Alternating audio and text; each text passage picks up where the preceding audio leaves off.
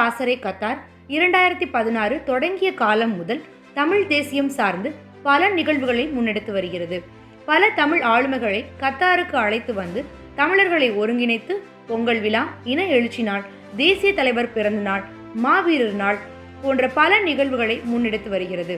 அதில் குருதிக்கொடை முகாமை மே 18 இன எழுச்சி நாளுக்கும் நவம்பர் 27 மாவீரர் நாளுக்கும் ஒவ்வொரு ஆண்டும் கத்தார் அரசு ஹமாது மருத்துவமனையுடன் இணைந்து முன்னெடுத்து நடத்தி வருகிறது. அதே போல இம்முறை மாவீரர் நாளை முன்னிட்டு நவம்பர் 29ஆம் தேதி ஏசியன் வணிக வளாகத்தில் குருதிக்கொடை முகாம் சிறப்பாக நடைபெற்றது.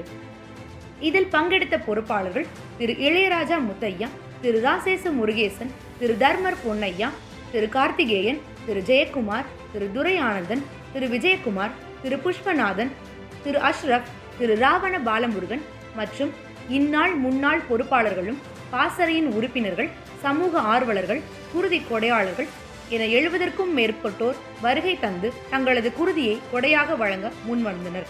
அதில் இரத்த அழுத்தம் மற்றும் இரத்த அணைகள் பரிசோதித்த பிறகு 45 பேர் தங்களது குருதியை கொடையாக கொடுத்து உயிர்காக்கும் உன்னதமான சேவையில் பங்களிப்பு செய்தனர்.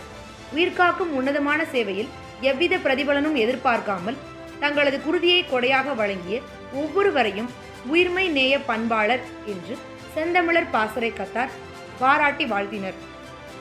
குருதி கொடையை அளித்து பல உயிர்களை காக்க வித்திட்ட அனைத்து நல்ல உள்ளங்களுக்கும் ஊடகத்தின் சார்பாக நன்றிகளுடன் தார்னி சிவபாக்கியராஜன்.